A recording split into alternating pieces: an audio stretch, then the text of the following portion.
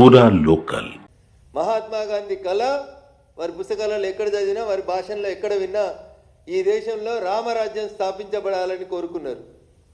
చివరికి చనిపోతూ మాట్లాడిన చివరి మాట హే రామ్ అని మాట్లాడినారు.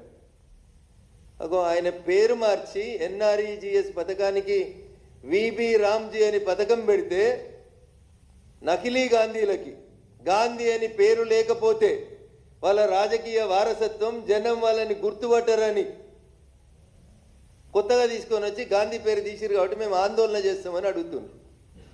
మీ ఆందోళనని మేము స్వాగతిస్తూనే నిజంగా మల్లికార్జున ఖర్గే గారికి ఏమైనా చిత్తశుద్ధి ఉంటే ఈ దేశం మీద ఈ దేశ ప్రజల మీద నిజంగా మీకు చిత్తశుద్ధి ఉంటే మహాత్మా గాంధీ గారి పేరు మీద ఈ దేశంలో కాంగ్రెస్ పార్టీ ప్రవేశపెట్టిన పథకాలెన్ని, నెహ్రూ గారి పేరు మీద ప్రవేశపెట్టిన పథకాలెన్ని, రాజీవ్ గాంధీ పేరు మీద ప్రవేశపెట్టిన పథకాలెన్ని, ఇందిరాగాంధీ పేరు మీద ప్రవేశపెట్టిన పథకాలెన్ని ఒక్క శ్వేతపత్రం రిలీజ్ చేయమని చెప్పి నేను కాంగ్రెస్ పార్టీని డిమాండ్ చేస్తున్నా.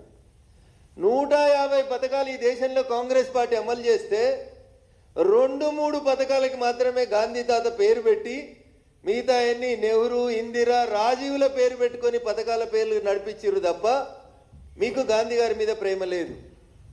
ఇవాళ రాహుల్ గాంధీ అనే పేరు తీసేస్తే గాంధీ అనే పదం రాహుల్ నుంచి దూరం అయితే రాహుల్ గాంధీ గారికి ప్రజలలో ఏమవుతుందో అనే బాధ, లేదా వాళ్ళ భవిష్యత్ నాయకురాలని వాళ్ళు కలలు కంటున్నటువంటి ప్రియాంక వాడ్రా గారిని ప్రియాంక వాడ్రా అంటే కష్టమవుతుందని ప్రియాంక గాంధీ అని రాసుకోవడానికి వాళ్ళకి గాంధీ పేరు కావాలి.